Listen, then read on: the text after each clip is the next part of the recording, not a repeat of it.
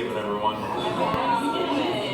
I am so thankful to have you all here today. I am thankful that I only burned the turkey a little bit. I'm sorry, gang. You know, I am thankful that our governor is not going to let those refugees in here. Oh my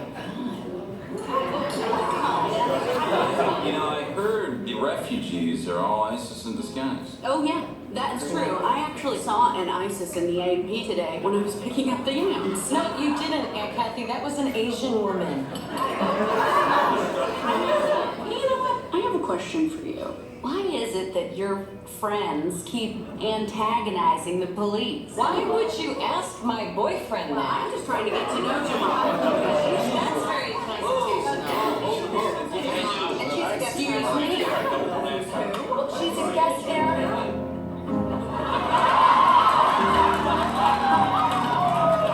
Hello, it's me. I was wondering if after all these years you'd like me to go over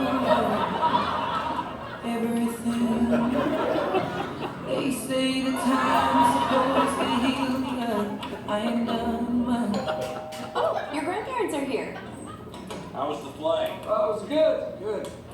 I saw two transgenders at the airport. They still look kind of pretty. Very interesting trend, this. Oh my god. Transgender is not a trend, Mr. Paul. And there weren't any around when I was younger. Yeah, they were there, but they couldn't say anything, so they lived sad lives and died. No, talking about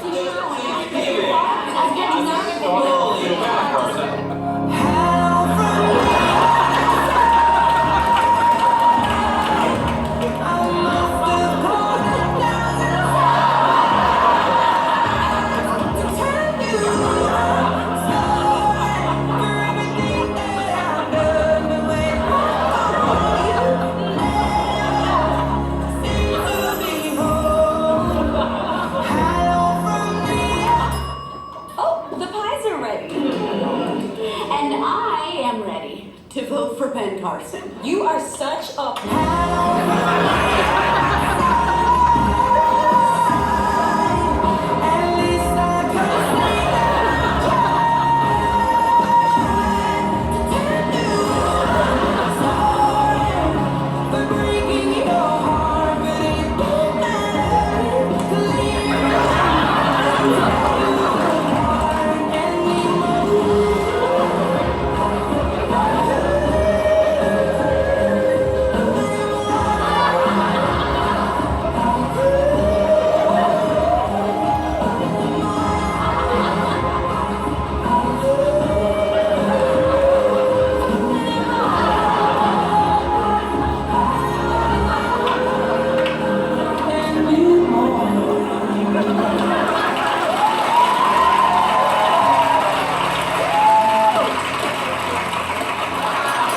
dig in, everyone.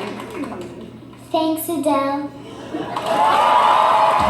Thanks for watching, and remember to subscribe.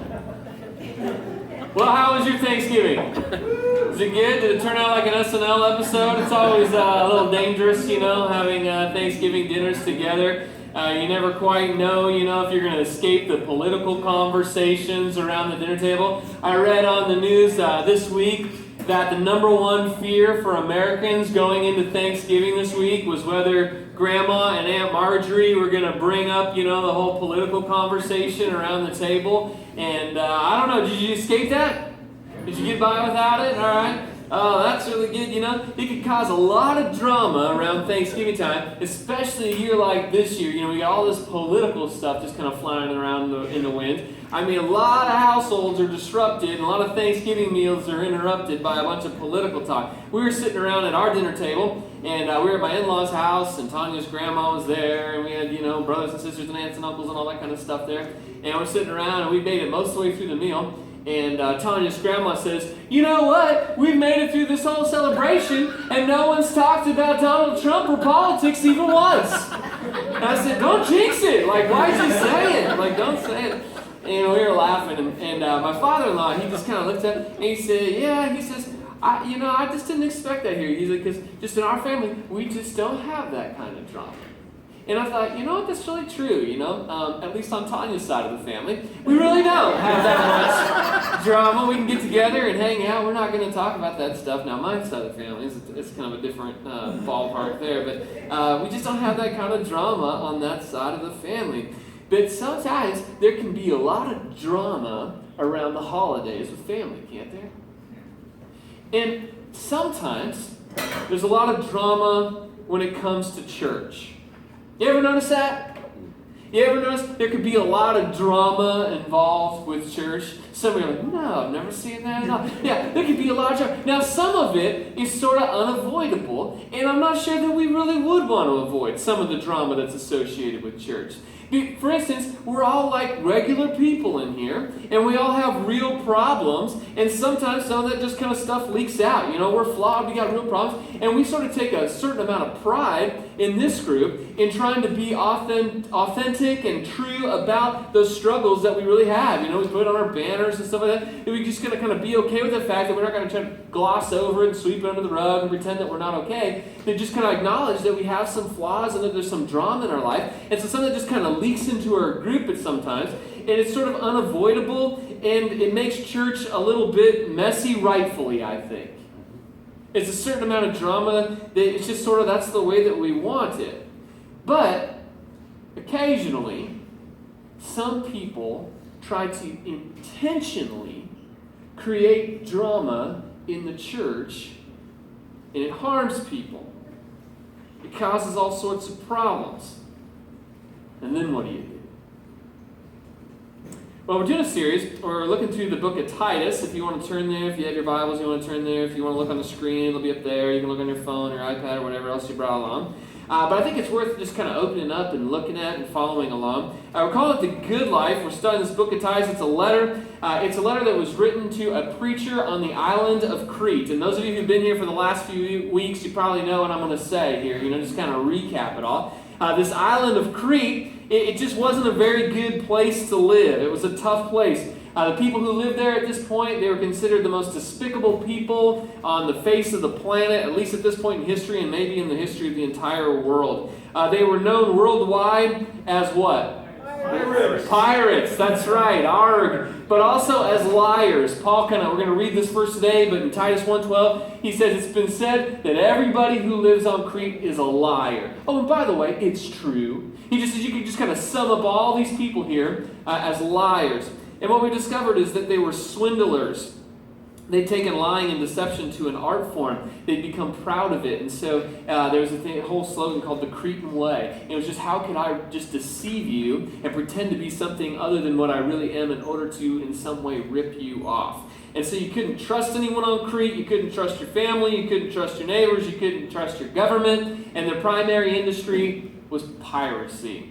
It was an island of pirates. Sounds like a fun place to live, doesn't it? It sounds like maybe some of your Thanksgiving dinners, just kind of I'm not sure what to make of you. Everyone's got an agenda. Not sure I can trust you. It could be that way. I hope not. This preacher at this church in Crete, he gets a letter from an older missionary and theologian. We call him the Apostle Paul. And he gives some advice for how to handle this pirate church. And that's what we've been reading, right? We've learned how do you mess up a church? Just kind of good information to know. We've learned how do you straighten out a church. And then last week we looked at what type of leadership do you need established. And that's part of what Paul, it's his main point of emphasis early on. He says you got to establish leadership. Titus 1:5 says, the reason I left you in Crete was that you might put in order what was left unfinished and appoint elders in every town as I directed you. And so Paul says kind of the main point of emphasis here is you need to establish some leadership. Now, apparently this is the second time Paul's told them to do this.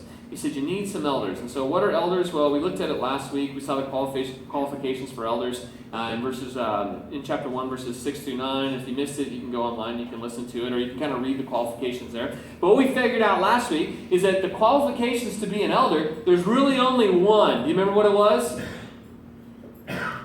Be blameless. Yeah, that's it. It's just one qualification, really, be blameless. And we said blameless, it doesn't mean spotless. It doesn't mean perfect. What we discovered last week that the word blameless really means is it means true or authentic. It means that you are who you appear to be. And Paul says you need some leaders who are blameless. They are who they appear to be. And then he spends the rest of the verses just kind of fleshing out what it means to be true, authentic, to be blameless. And this is an important qualification for someone in leadership because on the island of Crete, no one is who they seem to be. Everyone is trying to deceive you. And they're trying to deceive you in order to make a buck. And so you need some people who are real, they're authentic, and you're true. They're true. So why do you need elders? Why do you need elders? Why do you need elders? You know, that's kind of the question here. Last week we looked at what is an elder, what qualifies someone to be an elder, but why do you need them? Well, Paul doesn't really tell us why you need them universally. He doesn't really tell us why we need elders in every different church. He just gives us the specific reason that this church needs elder. And so what we've been talking about for the last few weeks is that these letters, if we read them in the New Testament, these letters were not written to us, but they were written for us. In other words, they were written to a specific group of people at a specific group of time where Paul is giving them instructions, and they weren't written to us, but they were written for our benefit. And so what we find here is not a comprehensive list of why you need elders. It's just kind of why you need them on Crete. And so why would you need elders on Crete? Well, Titus 1 verse 10 tells us why. For there are many rebellious people, full of meaningless talk and deception, especially those of the circumcision group. They must be silenced because they are disrupting whole households by teaching things they ought not to teach, and that for the sake of dishonest gain. Why do you need elders on the island of Crete in the church there? Well, because there's some false teaching going on. There's some people there in the church of Crete that are causing some drama. It says they're getting people involved in all this kind of meaningless talk, you know? And maybe it's kind of like your Thanksgiving dinner table, you know? Just kind of all this meaningless talk. Just kind of get you off on all these tangents, arguing about all these things. But Paul says here that it disrupts whole households. And see, this isn't just disruptive like your politics discussion at Thanksgiving dinner. It's a little bit more sinister in that, because notice Paul here, he says the word deception. I mean, they're not just kind of creating drama in order just to have some drama going on. They're doing it to be deceptive. And so what we discover here is there are a group of people in this Cretan church who are trying to prey on the rest of the church people there, and they're trying to rip them off. And so they're emphasizing some of these Jewish purity laws. You know, they're coming up with all these extra religious rules that you need to do in order to follow Jesus. And usually, people do that to exclude people and use certain things of which they're the gatekeepers. And the Jewish leaders we found did this for a lot of religious superiority reasons. You know, they kind of want to put themselves up and above other people. And so they make all these stipulations and hoops that you have to jump through and all that so that they could feel morally superior. But that doesn't seem to be the case here. The reason these people are causing drama, Paul tells us, is for financial reasons.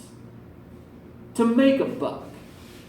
They got some religion going on here, and they have discovered that they could set up a pretty good scam through religion.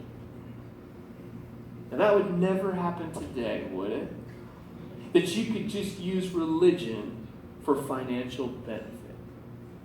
I mean, I'm sure it just doesn't happen today that people don't make a buck off of guilt and manipulation and religious protocol. And Paul says, there's some people in your group, and they're lying, and they're coming up with all this meaningful discussion in order to rip people off using Jesus' name. That shouldn't surprise us, right? The next verse, Paul tells us, I mean, it's an island full of liars. Verse 12, one of Crete's own prophets has said it, Cretans are always liars, evil brutes, lazy gluttons. This saying is true. Therefore, rebuke them sharply so that they will be sound in the faith, and they will pay no attention to the Jewish myths or to the merely human commands of those who reject the truth. Paul says this shouldn't surprise you here that people are trying to be deceptive and rip people off. You're on Crete. I mean, you're surrounded by a bunch of pirates. They're always lying. He says you kind of know this about them. They've infiltrated the church and they're trying to rip people off. He says you need some leaders who know enough and are blameless enough, they are who they appear to be to shut these people up who are ripping people off in order for everyone else to be safe. And so there's two things he says. You need to get good elders who know what's right, and then they need to confront and silence the ones that are teaching what is wrong in order to rip people off. Now the goal is to be sound. He says, "Therefore rebuke them sharply, so that they will be sound in the faith." And what does sound mean? Well, sound could mean that you're teaching the right things. You know, there's a lot of people that are teaching these wrong things over here, and so you got to teach these right things. And that could be what sound means. You know, just have sound doctrine. You're teaching the right things, and that would be good. But the word sound here means so much more. It really means healthy. Paul says you need a church here that's healthy. And how do you have a healthy church? Well, I don't know, but it probably would start with people not being ripped off at church, don't you think?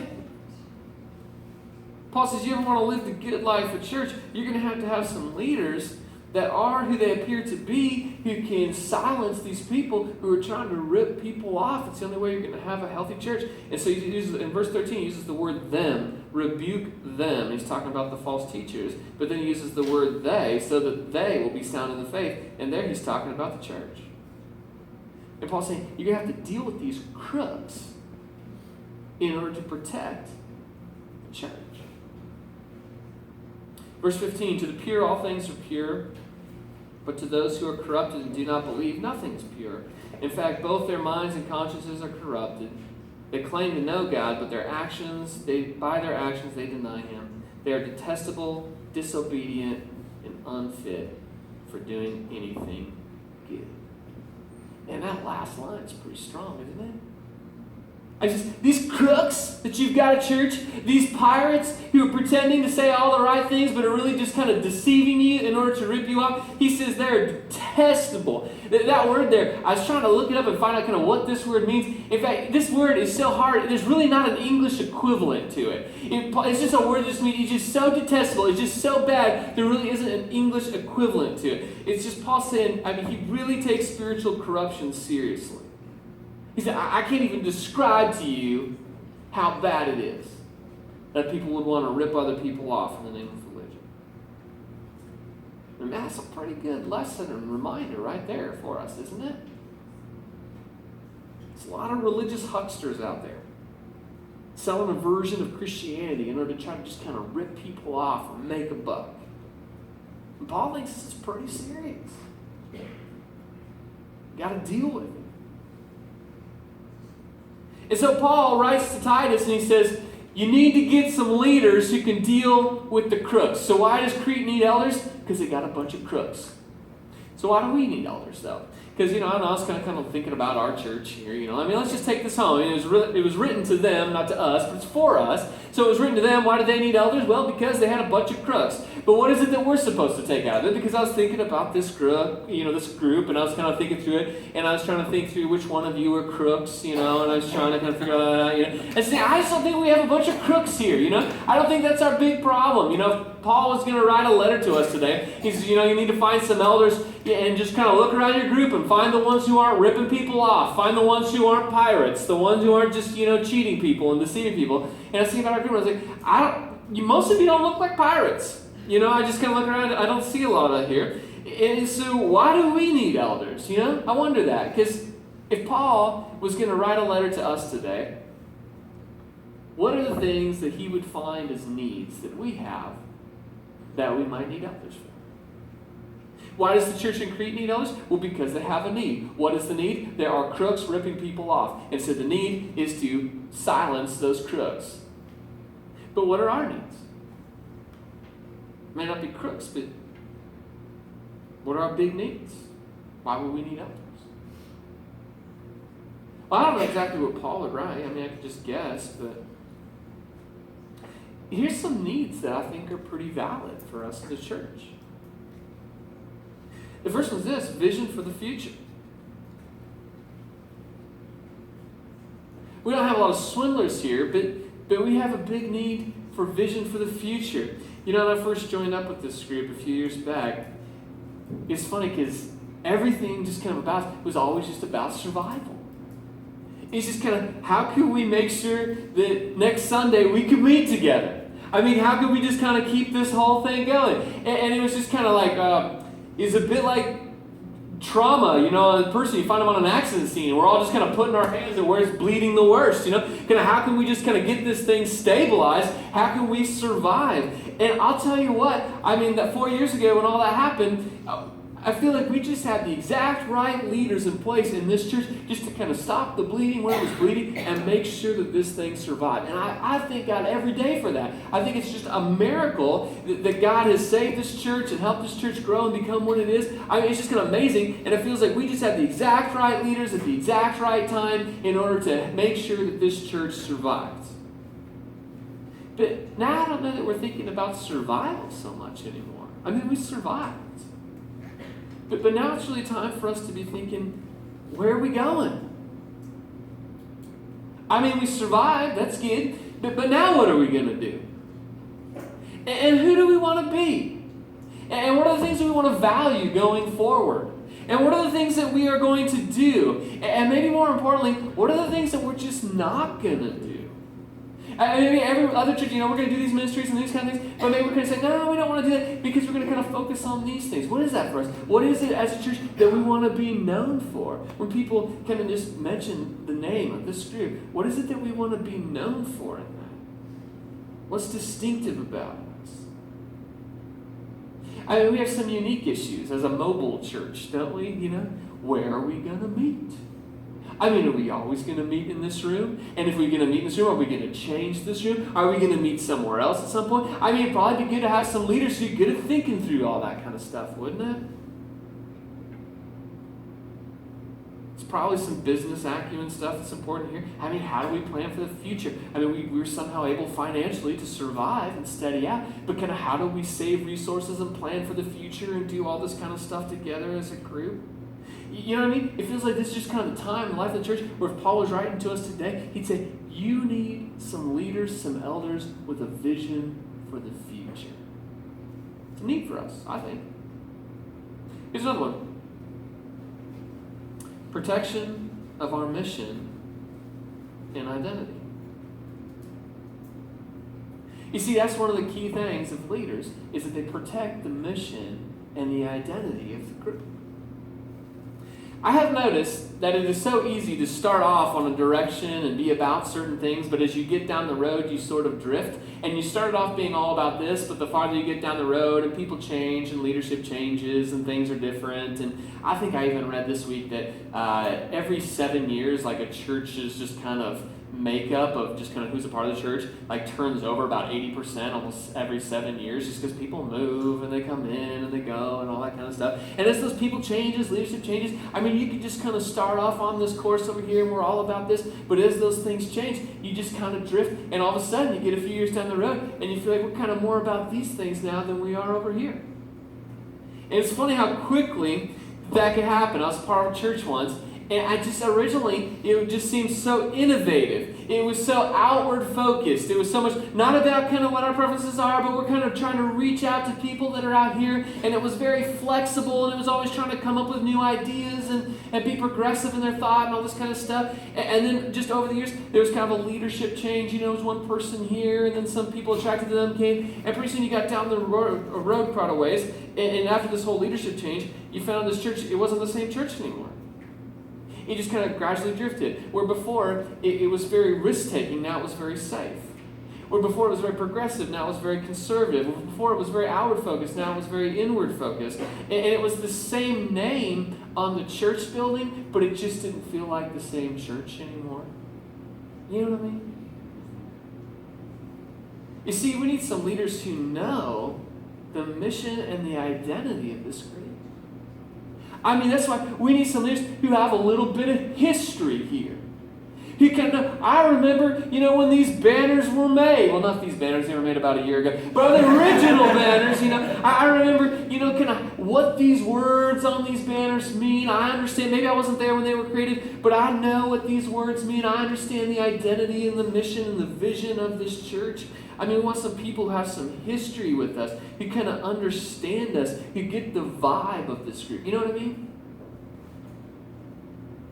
And we know we'll always make changes and adaptations for the future. We always want to be creative and risk-taking and changing things. I mean, that's one thing about this group. We're always changing. But there's some stuff in the past back here that even though we're going to change some stuff out here, there's some stuff in the past that we really want to take with us. Because it sort of defines us. No matter how we express that, it defines who we are as a group. There's a continuity of mission and identity.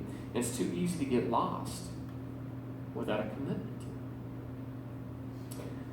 What else do we need? Well, we need one of our big needs is a collaboration and responsibility. I like this word collaboration. Do you? Love it. Good. Two of us can collaborate. I like it. I don't know, how well you've gotten to know me, but I'm not a real authoritarian person. I don't really like to just say, do it this way, do it my way. That's not really how I'm built. I kind of like collaboration, I like to be on a team. And I know someone has to quarterback the team. I get that. We got to call the play or just be a disaster out there. I understand all that. But I kind of just like input, don't you? I like being a part of a team. And I don't like being a part of a team. I've been a part of teams where my voice was encouraged and they said, oh, we want your voice, but I'll give my input, and they would never listen to my input. You ever been on one of those teams? You think, why am I even here? This is a collaboration, I guess, but only in name. If you don't listen to the people that you bring around you, what's the point of inviting them to have a voice? But I like collaboration, I like being around people who even disagree with me. Even when I'm kind of building teams that I'm part of, I like to put people on the teams that, like Jen, I don't know, is she down here or whatever, or she's upstairs. Jen, she just thinks differently than I do. And that's good, because I'm just kind of big picture. I'm all up here like, we could do this, and we could do this. And then Jen sits down with me and she goes, yeah, but if we're going to do this, we have to do this, and this. And I'm like, yeah, but I don't want to do any of that. I want to do this and this. And she's like, yeah, I know, but to do that, we have to do this, and this. And I'm like, well, then you do that. And she's like, I'd love to do that because I love doing this, and this. But how did you come up with this? Like, she doesn't get, but I like putting people on the team like that because she will irritate me, she'll just drive me crazy. You didn't do this and this and this and this and all these little things. And I'm like, well, I can't be bothered with that. I got to be doing all this, But if I don't have her on the team, guess what doesn't get done? There's something good about collaboration. You ever gone to a church or just really any group where it was dominated by one personality? There was one person who maybe was very gregarious or had this personality that was attractive. So people were attracted to that group because of that one personality. Or maybe even they just had a lot of power and authority in that group, and so they were kind of Bubba. They always say when you get into any organization, find out who's Bubba. Doesn't matter what the titles are, you just find out who the real Bubba is. That person who holds so much sway.